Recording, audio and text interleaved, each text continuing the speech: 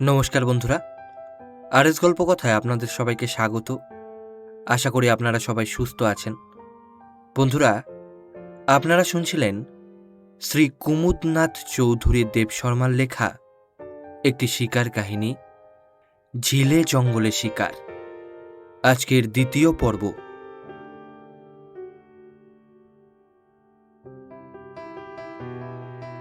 পয়লা September 1917 খ্রিস্টাব্দ। স্নেহের অলকা, কল্যাণ, তোমাদের একটা কথা বলা ভালো। পায়ের চিহ্ন দেখে বাঘ কি বাঘিনী বুঝে নেওয়া যায়। চিতাদের সম্বন্ধেও এ কথা খাটে। বাঘের দাগ অনেকটা চৌকা গড়নের, বাঘিনীর তা নয়। গোল বাঁধে কখন জানো? বাচ্চাদের বেলায়। তাদের পায়ের দাগ দেখে বাঘ কি বাঘিনী বুঝে নেওয়া দায়। কিন্তু একটি সহজ উপায়ে এ সমস্যার মীমাংসা করা যেতে পারে। পায়ের একটা দাগ হতে অন্য দাগের ব্যবধান কতখানি দেখলে সেটা সহজে বোঝা যায়। পায়ের দাগের আকার দুয়েরই সমান, তবে খোকা বাঘের পায়ের ফাঁদ খাটো আর খুকির লম্বা। এটা নজর করে দেখা ভালো। কোনো জীবেরই শিশু হত্যা করা ভালো নয়। এদের বেঁচে বড়তে বড় হতে দেওয়া উচিত। এতে যদি তোমার হাতের শিকার ফসকে অন্যের হাতে গিয়ে পড়ে, তবুও এ স্বার্থ ত্যাগ করা কর্তব্য। বাঘ ও চিতা কি করে গরু মোষ মারে, এই খবরটা জানতে সবারই কৌতূহল হয়। এ ব্যাপার স্বচক্ষে দেখবার সৌভাগ্য আমার ঘটেনি। তবে হত্যাকাণ্ড সমাধা হবার অব্যবহিত পরেই আমি উপস্থিত হয়েছি। হত জন্তুটির পিঠে কিংবা ঘাড়ের পাশেই আক্রমণকারীর দাঁতের দাগ দেখা যায়। আর যেভাবে ঘাটটি ভেঙে ঝুঁকে পড়ে তা দেখলে বোঝা যায় শত্রুপক্ষ নিরীহ জন্তুটির ওপর ব্যাঘ্র ঝম্পনে এসে সম্মুখের পায়ের থাবা দিয়ে ধরে ঘাড় মোটকে ভেঙে দেয়। মারবার পরেই তাকে মুখে করে কিছু দূর টেনে নিয়ে কোনো ঝোপের আড়ালে কিংবা তলায় রাখে। শকুন, হাড়গিলে কিংবা মাংসাশী জন্তুদের মুখ হতে তাকে রক্ষা করবার জন্যেই এই কাজ করে। অনায়াসে এ ভার সে বহন করে। আমি একবার মস্ত একটা মোষকে এমনি করে টেনে 3 ফুট চওড়া একটা নালার অন্য পারে রাখতে দেখেছিলাম। এমনি অবলীলাক্রমে এই বিপুল ভার বয়ে নিয়ে রাখলে যে সেধারে যে মাটির ঢিবি ছিল তা হতে এক আঁচল ধুলো খসে পড়ল না। পায়ের দাগ দেখে বোঝা গেল বাঘটি প্রকাণ্ড। আর অত বড় মোষটিকে বিড়াল যেমন তার ছানা মুখে ঝাঁপিয়ে পড়ে, তেমনি সহজেই ঝাঁপিয়ে পড়েছিল। এতে তার গায়ে কি পরিমাণ সামর্থ্য ছিল তা অনায়াসেই অনুমান করা যায়। এ সম্বন্ধে আমাদের দেশে সাধারণত এমন অজ্ঞতা যে অনেকেই গম্ভীরভাবে বলেন, কাপড়া চাই মেম সাহেব বলে যে ফেরিওয়ালারা শহরের অলিগলিতে ফেরে, ব্যাঘ্রবীরও তাদেরই মতো তার শিকারের বোঝা পিঠে করে বয়ে নিয়ে যায়। আর একটা হাস্যকর ধারণা যে বাঘ গিয়ে মোষ কিংবা গরুর লেজে কামড় দিয়ে ধরে, দুটোতে খানিকটা খুব টানা হিচড়ে চলে। তারপর সুযোগ বুঝে চতুর বাঘ মোষের লেজের টানটা আলগা করে দেয়, আর সে যেমনি মুখ থুবড়ে পড়ে আর অমনি এনে গিয়ে ঘাড়ের উপর চেপে বসেন। এই হচ্ছে মামুলি বিশ্বাস। আর তুমি যদি এর বিপরীত কিছু বলো তাহলে সেটা তোমারই অজ্ঞতা বলে প্রতিপন্ন হবে। এখানে আরেকটা গল্প না বলে এগিয়ে চলাটা ঠিক হবে না। একবার সুন্দরবনে বাঘে একজন নাপিতকে দিনে দুপুরে আক্রমণ করেছিল। ধূর্ত নাপিত ভয় পাওয়ার পাত্র নয়। সে করলে কি জানো? তার পুটুলি হতে নরুনটি না বার করে বাঘের গলায় বসিয়ে দিলে। আর যাবে কোথা? বাঘ আর পালাবার পথ পায় না। কিন্তু পালাবার জো কি? চতুর নরসুন্দর ততক্ষণ তার লেজ ধরে আটক করেছে। ফলে কি দাঁড়ায় জানো? থলের মুখ ফাঁক পেলে ইঁদুর যেমন পালায়, বাঘটি তেমনি করে দে চম্পট। কিন্তু আলাঙ্গুল ডোরাকাটা বাঘছালখানি বিজয়ী নাপিত ভাইয়ের হাতেই রয়েই গেল। দুঃখের বিষয়, এমন অপূর্ব ঘটনা অতঃপর আর ঘটবার সম্ভাবনা নেই। তেমনি নাপিত সবেমাত্র একটি ভূভারতে জন্মেছিল। মরণকালে এমন অসম্ভব বীরত্ব সঙ্গে করেই নিয়ে চলে গেছে। যে ভদ্রলোক এই গল্পটি আমায় বলেছিলেন, তিনি পরে জার্মান দেশে অস্ত্রচিকিৎসা করাতে মারা গিয়েছেন, কিন্তু গল্পটি অমর হয়েই আছে। চিতার শিকার পদ্ধতি কিন্তু ভিন্ন। সে ঘাড়ে গিয়ে পড়ে বা গলায় কামড় দিয়ে ধরে থাকে।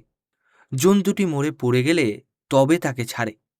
লোকে বলে রক্ত শুষে খাবার জন্যে সে এমনি করে, কিন্তু এটাকে সাক্ষ্যস্বরূপে মেনে নেওয়া চলে না, কেননা এ সম্বন্ধে প্রমাণ কিছু পাওয়া যায়নি। আমি যতদূর জানি তাতে বলতে পারি, চিতা আহার্য সম্বন্ধে অনেকটা সাত্ত্বিক, বাঘের মতো অমন তামসিক নয়। সে উচ্ছিষ্ট কিংবা পর্যুষিত আহার করে না।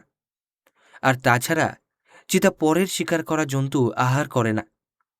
বাঘের অত বাজবিচার নেই, যা পায় তাই খায়, তবে ক্ষুধার তাড়নায়, সুবোধ স্বভাবের জন্যে নয়।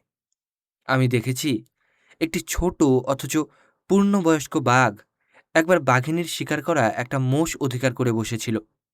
তারপর যার সম্পত্তি সে আসবামাত্র অর্ধং ত্যাজ্যতি পণ্ডিত, এই নীতিবাক্য শিরোধার্য করে অবিলম্বে পলায়ন করলে।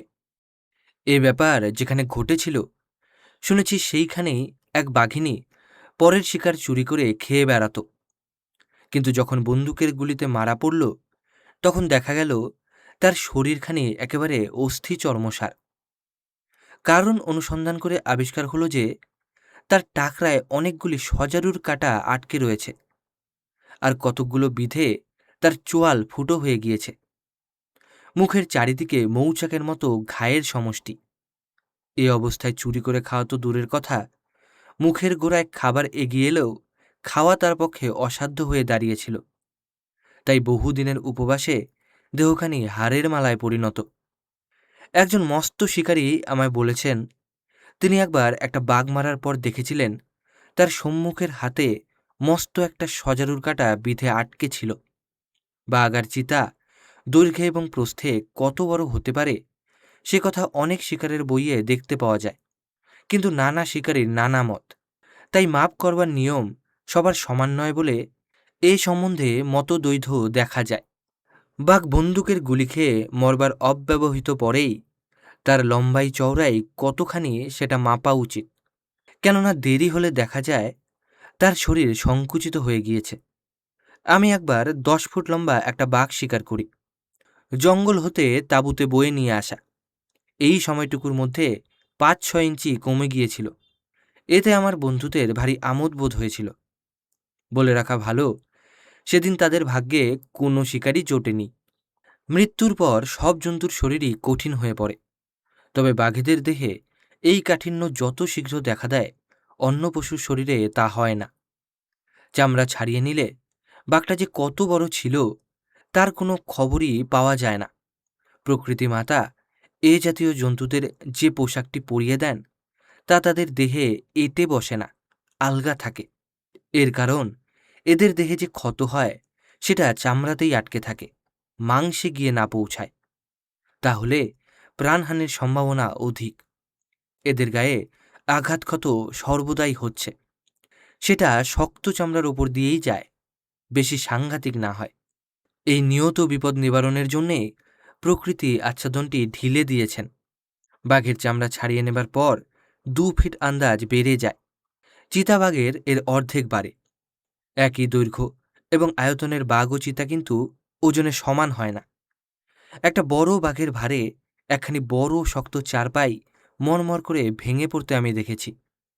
চিতা ওজনে 1 মণ 35 সেরের বেশি হতে প্রায় দেখা যায় না। একটি বড় বাঘ কিন্তু 7.5 মণ পর্যন্ত হতেও পারে। এমনটা যদিও সচরাচর বড় একটা দেখা যায় না। কয়েক বছর পূর্বে একটা অদ্ভুত ঘটনা ঘটেছিল, সেই কথা মনে পড়ে গেল। একটা বাঘের গায়ে গুলি লাগেনি। পালাবার সময় যেখানটি শিকারীরা ঘেরাও করেছিল সে সেই দিকে ছুটে যেতেই আর সবাই পালিয়ে গাছে উঠে পড়ল। এক বেচারি তাড়াতাড়ি উঠতে না পেরে একটা ঝোপের আড়ালে লুকিয়েছিল। তাকে খুঁজতে গিয়ে দেখা গেল সে সেইখানটিতে মরে পড়ে আছে, ঘাটটি মটকানো। নখের কিংবা দাঁতের কোনো চিহ্ন শরীরের কোথাও ছিল না। পলায়ন তৎপর ব্যাঘ্ররাজ হয়তো একবার সন্তর্পণে তার ঘাড়ে হাত রেখেছিলেন, প্রণয়ীর সলজ্জ প্রথম সম্ভাষণের মতো। তাতেই তার এই দশা, একেবারে পপাচ্চ মমার্চ।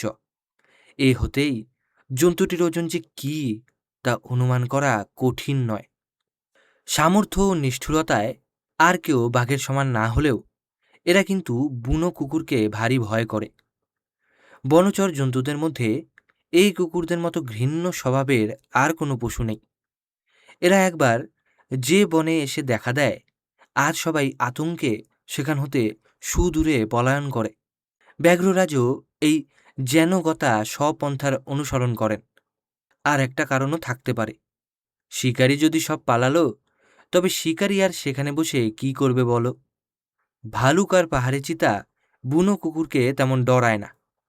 তার কারণ এরা সহজে গুহা গহ্বরে আশ্রয় নিতে পারে। আমার একবারকার শিকার এদের উপদ্রবে একেবারে মাটি হয়ে গিয়েছিল। বাঘ, সাম্বর, অন্য মৃগপাল সব কোথায় অন্তর্ধান হয়ে গেল। আমি পথ চেয়ে চেয়ে বসে যখন ফিরে এলাম, তখন শুনলাম তার দুদিন পরে বাঘ, ভাল্লুক, হরিণ, নীলগাই সবাই বাসায় ফিরে এসেছিল। এই বুনো কুকুরের দল ভারী চালাক। এক জায়গায় জড়ো হয়ে না থেকে চারিদিকে ছড়িয়ে পড়ে। এক একজন গিয়ে এক একটা পাহাড়ের চূড়ায় ওঠে, আর অন্যরা শিকার তাড়িয়ে তাদের দিকে নিয়ে যায়। সাম্বর হরিণ প্রায়ই এদের ফাঁদে পড়ে, কারণ প্রকাণ্ড ডালপালাওয়ালা শিং নিয়ে বনের মধ্যে দিয়ে শিগগির দৌড়ে পালাতে পারে না। এই কুকুরের পালের এক আটটিকে মেরে ফেললেও আরগুলোকে ভয় খাওয়ানো যায় না, কিন্তু ঘায়েল করে যদি চলৎশক্তি রহিত করতে পারা যায়, তাহলে কাজ কতকটা হয় বটে। এরা কিন্তু মানুষের কোনো হানি করে না। এই শয়তানদের কথা শেষ করবার আগে একজন স্কচ শিকারী তাদের যে বর্ণনা করেছেন, সেটা সর্বসাধারণে জ্ঞাত করানো কর্তব্য। তিনি বলেন, জন্তুদের মধ্যে এদের মতো খেকি, বেয়াদব, ঘৃণ্য জানোয়ার আর দুটি নেই। এমন সকল শব্দের উপযোগিতা নিশ্চয়ই আছে, অপব্যবহার হয় নাই। এমনি একটি জঘন্য শব্দ নিশ্চয়ই আদিম মানবপ্রবর আদমের মুখ হতে রাগের মাথায় প্রথম জন্মলাভ করেছিল। আর এর একটার উৎপত্তি যে ইভার ব্যবহারে হয়নি, এ কথা কে সাহস করে বলতে পারে? আইন যাদের পেশা, তারা বলবেন এমনি আরেকটি বহু প্রাচীন কথা তাহাদের ব্যবসায়ে প্রচলিত আছে, সেটা হচ্ছে অ্যালিবাই। এটাও নিশ্চয়ই আদিম পাপের মতোই পুরাতন। আদম জিহোবার বিচারকালে এই অ্যালিবাই গড় হাজিরের অছিলা করেছিলেন, কিন্তু বিফলে। আমাদের জজ সাহেবরাও যদি এ কথাটা জানতেন, তাহলে তাদের হাতে কি জবর নজিরি থাকত। একবার একটা চিতা হঠাৎ কোন দিক দিয়ে কোথায় যে অন্তর্ধান হলো, তার কারো বোধগম্য হলো না বলে আমরা সবাই শিকারি, লাঠিয়াল, বরকন্দাজ তার অনুসন্ধানে বার হলাম।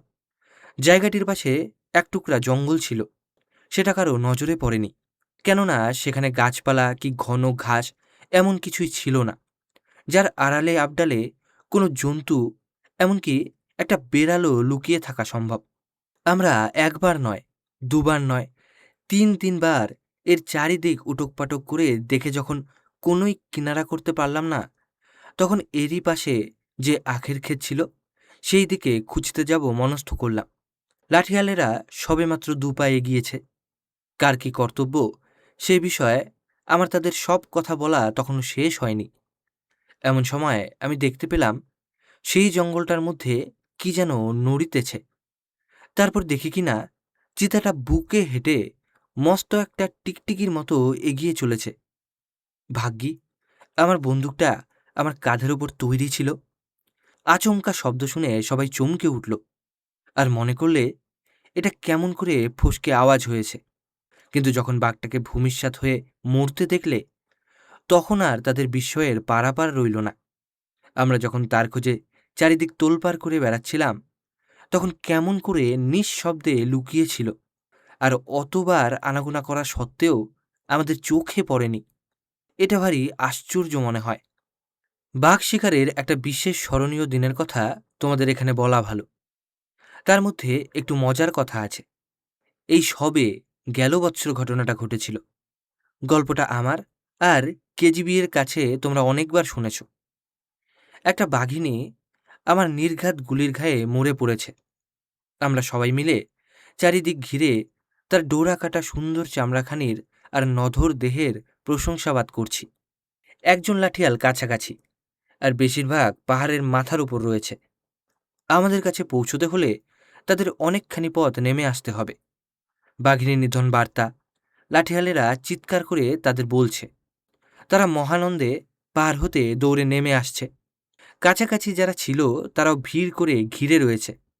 আমি আমার বন্দুকটি গেলাপবন্দি করেছি। এমন সময় প্রকাণ্ড এক ভল্লুক দম্পতির ছপ ছপ শব্দ কানে এসে পৌঁছল। কেজিবি বন্দুক হাতে এগিয়ে গিয়ে তাদের অভ্যর্থনা করলেন। স্বাগত সম্ভাষণের মাহাত্ম্যে একটি তৎক্ষণাৎ ধরাশায়ী হন। ইহজীবনের মতো তার আর বাক্য নিঃসরণ হয়নি। অন্যটি চারিদিকে লাঠিয়াল শিকারীদের গোলযোগ, বাঘ ভাল্লুক মারা পড়বার বিভ্রাটের সুযোগে পলায়ন দিলে। সুখের বিষয়, কারও কোনো হানি করে যায়নি। আমি গেলাপ হতে বন্দুকটি বার করে নেবার 2-1 মিনিটের মধ্যেই এতখানি কাণ্ড হয়ে গেল। আর বেশি দূর না এগিয়ে এলোমেলোভাবে ঘুরে না বেরিয়ে এখন কাজের কথায় মন দেওয়া ভালো। বাঘ আর চিতা শিকারের গল্প আমি প্রকৃত ঘটনা হতেই বলবো। এই ব্যাপারে যখন সম্ভব পায়ে হেঁটে শিকার করাই সবচেয়ে নিরাপদ উপায়। এ কথা জোর করে বলতে আমি একটুও দ্বিধাবোধ করছি না। এই বিষয়ে প্রথম স্থান দিতে হবে হিল হান্টিংকে, অর্থাৎ বনে পাহাড়ে ঘুরে ঘুরে শিকার করাকে। এই কাজে প্রচুর অভ্যাস আর অলৌকিক ধৈর্যের আবশ্যক। এই ব্যাপারে অনেক সময় দেখা যায় সেটা বিরক্তিজনক লুকোচুরি খেলা ছাড়া আর কিছুই নয়। শিকারী শুধু খুঁজেই মরে, কিন্তু অভীষ্ট লাভ হয়তো ভাগ্যে সহজে ঘটে না। লম্বা ঘাসে ভরা জঙ্গলে এমনভাবে শিকার করা সম্ভব নয়। পাহাড়ে জায়গায় এই সুযোগ খোঁজা দরকার, আর সুবিধাও পাওয়া সহজ। বৃহদাকার জন্তু বিশেষকে তার আপন জমিদারির এলাকায় এইভাবে হাত করতে পারাই শিকারীর মৃগয়া কৌশলের পরাকাষ্ঠা।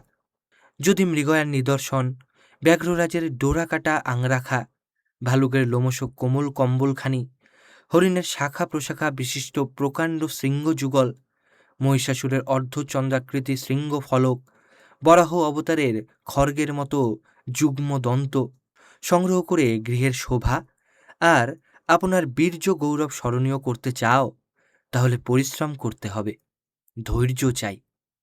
যে মানুষ এগুলি অর্জন করতে চায়, বিনিময়ে তাকে আপন জীবনের অনেকখানি অংশ, আর শ্রেষ্ঠ অংশই দান করতে হবে। মধ্যপ্রদেশে অনেক পাহাড়তলি আছে, কিন্তু শিকারী সেখানে কমই যায়, কেননা সেখানে সহজ গতিবিধি নাই, শৌখিন চালচলন চলে না।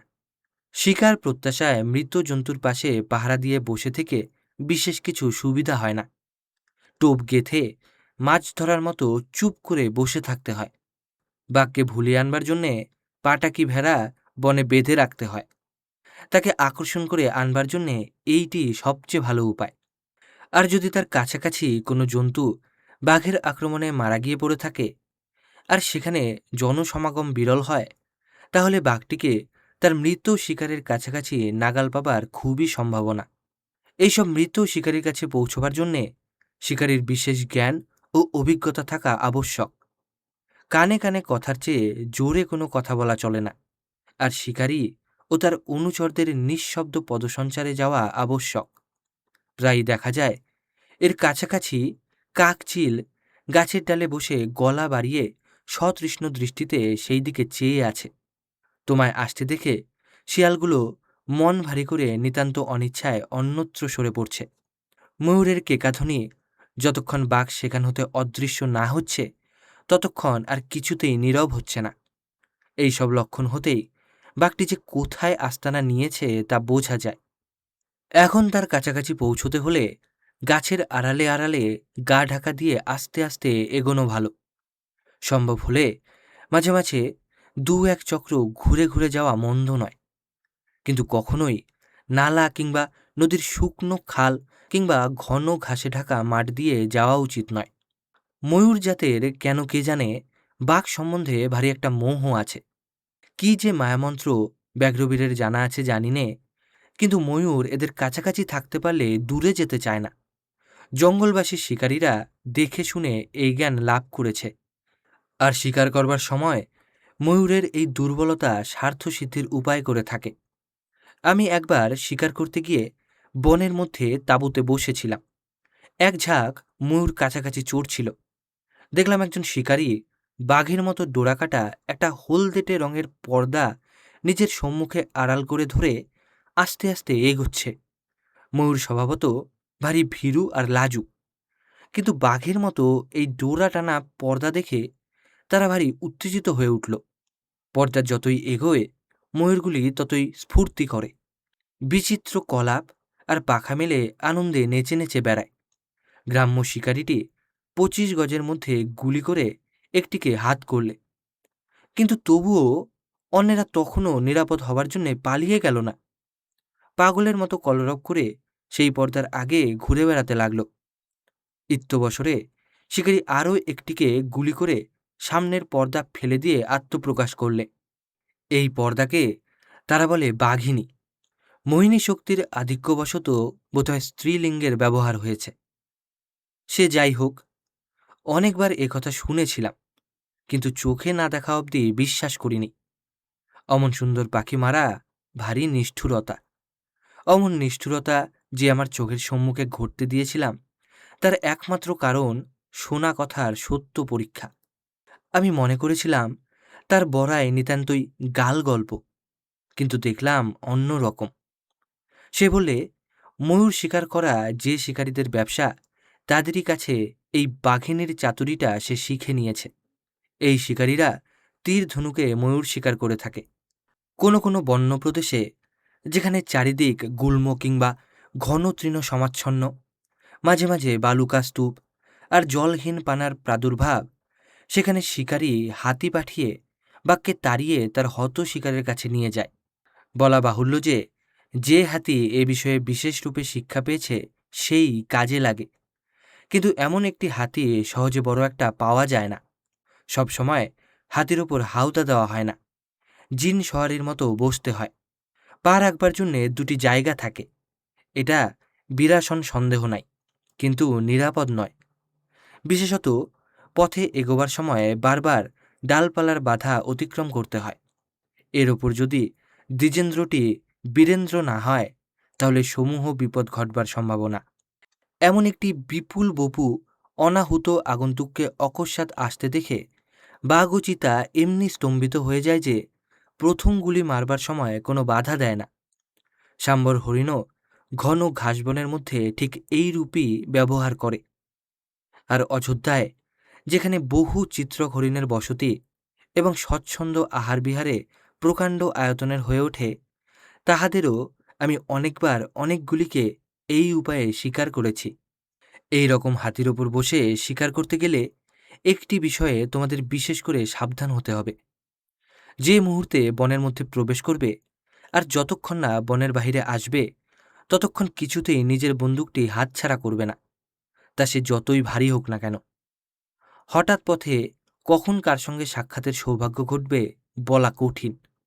বিপদ যে এসে দেখা দিয়ে যাবে না, এ কথা কে বলতে পারে। শিকারের খোঁজে বেরুতে হলে আগে হতে সাবধান হওয়াই ভালো। জানো তো, কথায় বলে সাবধানে বিনাশ নাই। আর তাছাড়া নিজের বন্দুকটির সঙ্গে পরিচয় যত ঘনিষ্ঠ হয় ততই ভালো। তাকে যখন তখন কাঁধে পিঠে করে বেড়ালে তার সঙ্গে এমনি বন্ধুত্ব জন্মায় যে বিপদের মুখে সে নিশ্চয়ই সহায় হয়ে দাঁড়ায়, আর অনায়াসে তার সাহায্যে শত্রু বিনাশ হয়ই হয়। যারা ক্রিকেট, হকি, টেনিস খেলে, তারাও জানে ব্যাটের সঙ্গে ভাব রাখলে সময়ে কাজ দেবে। পিএইচ একবার জঙ্গলে মাচান বাঁধা ঠিক মতো হচ্ছে কিনা দেখতে গিয়েছিলেন। আমি বারবার বলা সত্ত্বেও বন্দুকটি নিলেন না, রেখে গেলেন। একটা সরু নালা পার হয়ে যাচ্ছিলেন। তার দুধারে খাড়াই পার, ঝোপঝাড়ে একেবারে ঢাকা। বেশি দূর যেতে না যেতেই একটা মস্ত বাঘ একেবারে কানের কাছ দিয়ে লাফিয়ে পড়ে গজেন্দ্র গমনে চলে গেল। পিএইচ হেঁটে যাচ্ছিলেন। তার পায়ের শব্দ কিংবা পাথর গড়িয়ে পড়বার শব্দে সে চমকে উঠে থমকে পালিয়ে গেল। উভয় পক্ষেই কি সুযোগ হারালে বলো দেখি। পিএইচকে তোমাদের মনে আছে তো? বিসলে আর অন্যত্র কত প্রাইজ আর মেডাল সে পেয়েছিল। শেষকালে একটা জ্বলন্ত বাড়ি হতে বসন্ত রোগী ছোট্ট একটি মেয়েকে উদ্ধার করতে গিয়ে সেই রোগে বেচারি ২-৪ দিনের মধ্যে নিজেই মারা গেল। সেই জঙ্গলেই আমি একদিন চিত্তলের খোঁজে বহুদূর বিস্তৃত ঘন বাঁশবনের মধ্যে গিয়ে পড়েছিলাম। থেকে থেকে ময়ূরের কর্কশ কেকাধ্বনি কিংবা কপোতের মৃদু গান ছাড়া আর কিছুতে চারিদিকের গভীর নিস্তব্ধতা ভঙ্গ হচ্ছিল না। মাঝে মাঝে অরণ্য সুলভ দু একটা অপরিচিত অশ্রুতপূর্ব শব্দ কানে আসছিল। কোথা কিংবা কেন কিছুই বোঝা যায় না। এই বিরল শব্দগুলি যেন নিস্তব্ধতাকে আরও গভীরতর ও অস্বস্তিকর করে তোলে। কখনো কোনো মৃত্তিকা স্তূপ ডিঙিয়ে শুকনো গাছের গুড়ি এড়িয়ে কেবলই এগিয়ে চলেছি। একবার মনেও হয়নি কোনো কিছু আমার সম্মুখে হঠাৎ এসে পড়বে, কিন্তু তবু চোখ যদিও কিছু দেখতে কিংবা কান কিছু শুনতে পায়নি, হঠাৎ আমি বুঝতে পারলাম কি একটা যেন আসছে। তারপর চোখ তুলেই দেখলাম প্রায় 40 হাত দূরে একটা প্রকাণ্ড হাতি কুলোর মতো কান দুটো খাড়া করে সুর গুটিয়ে তুলে সোজা আমার দিকে চেয়ে দাঁড়িয়ে আছে। বিচার বিবেচনার সময় আর তখন ছিল না। আমি তাড়াতাড়ি একটা ঘন বাঁশঝাড়ের মধ্যে লুকিয়ে পড়লাম। যদিও আমার পিছু পিছু আসবার কোনো পায়ের শব্দ আমি শুনতে পাইনি, তবুও সেদিকে কি ঘটছে দেখবার জন্যে আস্তে আস্তে মুখ ফেরালাম।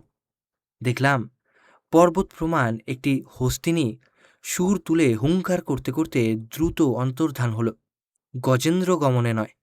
যদি আমি আর ২-৪ হাত এগিয়ে যেতাম, বাঁশঝাড়ের আড়ালে আশ্রয় না নিতাম, তাহলে কি যে ঘটত সে সম্বন্ধে অধিক না ভাবা আর না বলাই ভালো। আমার হাতে শুধু 12 বোর নাইট্রো প্যারাডক্স ছিল। আর তোমরা তো জানো, হাতি মস্ত বড় জানোয়ার হলেও কেমন অনায়াসে অতি অল্প পরিসর স্থানে সত্বর পার্শ্ব পরিবর্তন করতে পারে। তাই প্যারাডক্স আর আমার পদযুগলের সম্মিলিত চেষ্টাতেও যে প্রাণ রক্ষা হতো না সেটা সুনিশ্চিত। হাতিবার হাউদা, আবার তার উপর নিজে রাজার মতো বসে শিকার করা তো খুব আরাম। হিমালয়ের তরাইয়ে আসামা শ্রীহট্টের জঙ্গলে বাঘ, গন্ডার, মহিষ, সাম্বার হরিণ প্রভৃতি বড় বড় শিকার, এমনকি তিতির প্রভৃতি ছোট শিকার করবারও এই একমাত্র উপায়। এই সব জায়গায় ঘন জঙ্গল যেন লম্বা ঘাস আর স্বরের গভীর সমুদ্র। এ ঘাস এতই লম্বা যে মাঝে মাঝে হাওদা ছাড়িয়ে ওঠে, আর এমনি ঘন যে সম্মুখে যেসব প্রকাণ্ড হাতির শিকার সন্ধানে আরোহীকে নিয়ে অগ্রসর হয় তাদের একেবারে চোখের আড়াল করে ফেলে। প্রতিপদেই গতিরোধ হয়, আর হাতির পায়ের চাপে যেসব ঘাস ভেঙে পড়ে সে এমনি মজবুত যে ভাঙবার আওয়াজটা পিস্তলের শব্দের মতো শোনায়। এই উপায়ে যেদিন আমি প্রথম শিকার সন্ধানে গিয়েছিলাম সে কথা আমার এখনও বেশ মনে আছে। এ যেন বিচালির গাদায় হারানো সূচ খুঁজতে যাওয়া। তবে মস্ত এই প্রভেদ যে ক্ষেত্রে যে খুঁজতে যায় তাকে নিরাশ হতে হয় না। যার আশায় ধূর্ত ফিরি তাকে ঠিক পাওয়া যায়। চলন্ত হাতির ওপর দোল খেতে খেতে তাক ঠিক রাখা অভ্যাস হতে একটু সময় লাগে। আর তাছাড়া ঢেউয়ের মতো দোলায়মান ঘন ঘাসের মধ্যে কোনো জানোয়ার চলে বেড়াচ্ছে ভালো করে বুঝতেও বিশেষ অভ্যাস আবশ্যক। হাওদা শিকার ব্যয়সাধ্য। খুব কম লোকেরই এরকম হাতি রাখবার সামর্থ্য হয়, আর যে ২-৪ জন রাখেন তারাও এসব হাতিকে রীতিমতো শিক্ষা দিবার কষ্ট স্বীকার করেন না। এ ব্যাপারে গুটিকত রীতিমতো শিক্ষিত হাতি নিতান্তই দরকার। আর এরকম একটি হাতি পাওয়া সহজ নয়। আর যদি পাওয়াই যায় তাহলে তার দাম দিতে সোনার খনি নিঃশেষ করে ফেলতে হয়। তাই বা কজনে পারে? হাওদা শিকারে কৃতকার্য হতে হলে এই রকম হাতি অন্তত ২৪-২৫টি না হলে চলে না। কাজেই বুঝেছ, আলাদিনের আশ্চর্য প্রদীপ যার নাই তার ভাগ্যে এ শিকার ঘটা দুঃসাধ্য। এক সময়ে আমাদের এই বাংলাদেশ ভারতের অন্য সব প্রদেশের চেয়ে শিকার ব্যাপারে বেশি উন্নতি করেছিল। দেশের জমিদারদের মধ্যে এ সম্বন্ধে স্বাস্থ্যকর প্রতিদ্বন্দ্বিতা ছিল। শিকার করা তারা গৌরবের কথা মনে করতেন, আর এই সূত্রে পরস্পরে প্রীতির বন্ধনে আবদ্ধ ছিলেন। এখন আর সেদিন নেই বললেই হয়। বর্তমান জমিদারবর্গ অনেকেই পাশ্চাত্য আহারে বিহারে বিলাস ব্যবহারে অভ্যস্ত হয়েছেন। কলব দেওয়া কড়া কামিজ ও কলার তারা মুনি ঋষির কৃচ্ছ সাধনের মতোই অপরিহার্য মনে করেন। ব্যামিশ্র নিষিদ্ধ আহার্য সনাতন স্বাস্থ্যকর খাদ্য অপেক্ষা লোভনীয় হয়ে পড়েছে। যে সকল উগ্র পানীয় একসময় কেবলমাত্র ঔষধার্থে ব্যবহার করবার বিধি ছিল, এখন সে সকল তারা নিত্য নৈমিত্তিক করে নিয়েছেন, আর তার অপরিমিত ব্যবহারই পৌরুষ বলে জ্ঞান করেন। নিঃশব্দ সঞ্চার, মখমল মোড়া বাষ্পযান ব্যতীত চলাফেরা করতে তাদের মন ওঠে না। এইগুলি হচ্ছে আধুনিক জমিদারবর্গের আধ্যাত্মিক পরিমাপ। দৈহিক মাপটি তাদের ইংরাজ দর্জির কাছে পাওয়া সহজ। এদের তরঙ্গায়িত বরবপুগুলি কোট প্যান্টে সাম্য করে রাখা তাদেরই কর্তব্য। কোথায় কখন কিভাবে এই সৌন্দর্য ফেটে পড়বে তার জন্যে বিশেষ সাবধান হওয়া আবশ্যক। একবার দরবারে একজন রাজকর্মচারী কোনো জমিদার রাজাকে জিজ্ঞাসা করেছিলেন, রাজা, একটি সিগারেট খাবে কি? আধুনিক আলোকপ্রাপ্ত এই হঠাৎ নবাবটি বলে উঠলেন, আমি শুধু হাবানা ব্যবহার করে থাকি। হাবানা সর্বোৎকৃষ্ট, সর্বাপেক্ষা অধিক দামি চুরুট। আজকালকার দিনে ম্যানিলা আর মিউরিয়ার প্রভেদ বুঝতে পারাই হচ্ছে সভ্যতার ও সদ্গুণের বিশিষ্ট পরিচয়। আর বিবিধ মধ্যের জাতি, গোত্র, গাই, কুলচি জ্ঞান যদি থাকে, তাহলে সে তো ইংরেজি কিংবা সংস্কৃত সাহিত্যের অভিজ্ঞতার চেয়ে সমধিক গৌরবের বিষয়। বাক্যালাপ অধিকাংশ সময়ই অকথ্য বিষয় সম্বন্ধেই হয়ে থাকে। যদিও এরা ছুরি কাটায় খাবার কায়দাটা খুব ভালোই শিখে নিয়েছেন, তবু পাশ্চাত্য সভ্যতার যথার্থ প্রভাবের বাহিরে পড়ে থাকায় তার শিল্প সাহিত্য সম্বন্ধে অজ্ঞতাবশত সর্বদা কেবলমাত্র বাহ্যাড়ম্বর ও অস্বাস্থ্যকর কপট আবরণের মধ্যে বাস করে এরা দিন দিন অকর্মণ্য ও হীন স্বভাব হয়ে পড়ছেন। মাঝে হতে রাজোচিত মৃগয়া কৌশলের ও চর্চার সমাদর চলে যাচ্ছে। হাওদার ওপরে শিকার করা কোনো কোনো শিকারীর অভ্যাস আছে। তারা অনেকগুলি করে গুলিভরা বন্দুক সঙ্গে নিয়ে যান। তাতে নানান দুর্ঘটনা ঘটবার বিশেষ সম্ভাবনা। আমার মনে আছে, একজন অল্পবয়স্ক জমিদার এই অভ্যাসবশত মারা যান। হাতি যখন ওপরের দিকে উঠছিল, বন্দুক গড়িয়ে পড়ায় গুলি বাহির হয়ে যায়। তাতেই তার মৃত্যু হয়। অভ্যাস করলে একটি বন্দুক রেখে আরেকটি তুলে নিতে যে পরিমাণ সময় লাগে, তাতেই অনায়াসে সেটিতে গুলি ভরে নিতে পারা যায়। আর যে বন্দুকটি সর্বদা ব্যবহার করে করে একেবারে আপনার হয়ে গিয়েছে, তার কাছে যেমন কাজ পাওয়া যায়, নতুন অজানা বন্দুকের কাছে তা হবার জো নেই। আরেকটি কাজ কখনো করো না।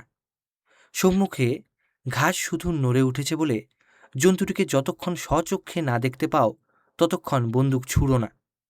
সম্মুখে ঘাস নড়ে উঠলেও জন্তুটি হয়তো তাহলে অনেক দূরে কিংবা পিছনে পড়ে থাকে। হাওদা শিকারের লাইন বাঁধবার দুটি নিয়ম আছে। তার মধ্যে একটা হচ্ছে সুরতি খেলে যার যেমন নাম উঠবে সেইভাবে সাজানো, কিংবা শিকারের দলপতি আর সকলে যার নিমন্ত্রিত অতিথি, তিনি যেভাবে দলভাগ করে দেবেন সেই মতো সাজানো। এই সারি বাঁধাটা ধনুকের আকারে করা ভালো। পাশের জায়গা হচ্ছে শিকারের পক্ষে সবচেয়ে সুবিধাজনক। পতাকার সংকেতে এগোতে পিছোতে সারিটা প্রশস্ত কিংবা সংকীর্ণ করে নিতে হয়। এর চেয়ে কিন্তু হাওদায় করে দু একজন শিকারীকে সম্মুখে পাঠিয়ে তাদের দিয়ে শিকার জড়ো করিয়ে নিলে বেশি সুবিধা হয়। কোথায় কিভাবে এসব হাতির সারি বেঁধে দাঁড়াবে সে বিষয় স্থির করতে বিশেষ অভিজ্ঞতার আবশ্যক। তারপরে যাতে বাঘ এসে পাশ কাটিয়ে না পালিয়ে যায় কিংবা এই সব হাতির উপর এসে না পড়ে, সে সম্বন্ধে সতর্ক হবার জন্যে সাহস এবং চাতুরি দুইই কাজে লাগানো দরকার। অনেক সময় এমনও হয় যে বাঘ গুড়ি মেরে বসে থাকার দরুন অন্তত সেই সময়ের জন্যে চোখে পড়ে না। সব সময়ই যে নির্বিঘ্নে কার্য উদ্ধার হয় তা নয়, কেননা বাঘ যেমনি এই হাওদাধারী হাতিটিকে দেখে আর অমনি চার পা তুলে লাফিয়ে ছুটে আসে।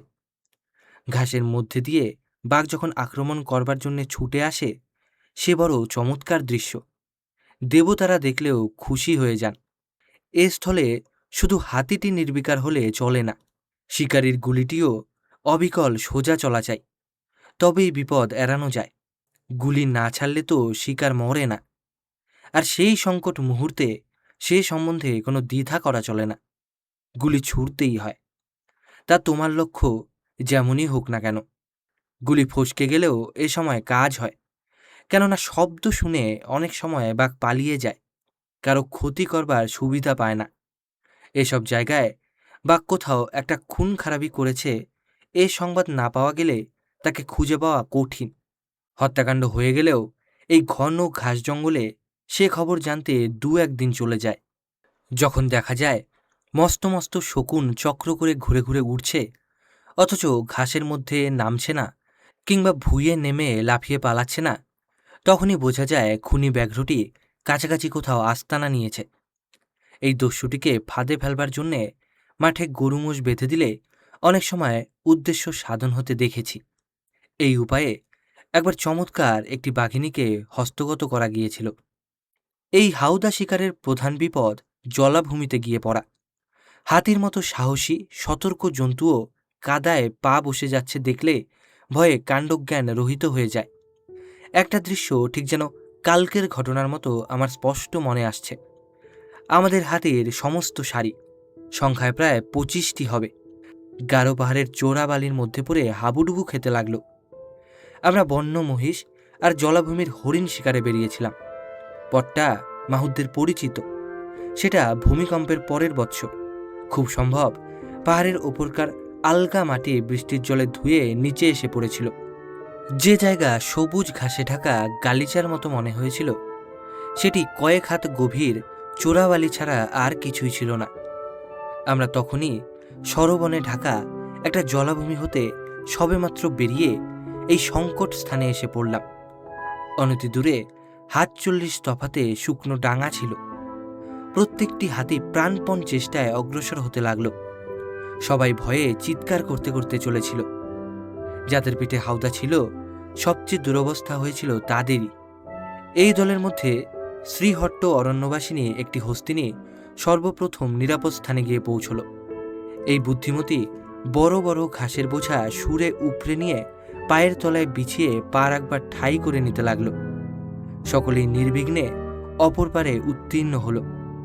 কিন্তু এই জীবন মৃত্যু সংগ্রামে জয়ী হবার জন্যে তাদের এতই কষ্ট আর পরিশ্রম করতে হয়েছিল যে তারপর ২ দিন আর তাদের চলৎশক্তি ছিল না। একটা খাল পার হতে গিয়ে রাজা একটি হাতি হারালেন।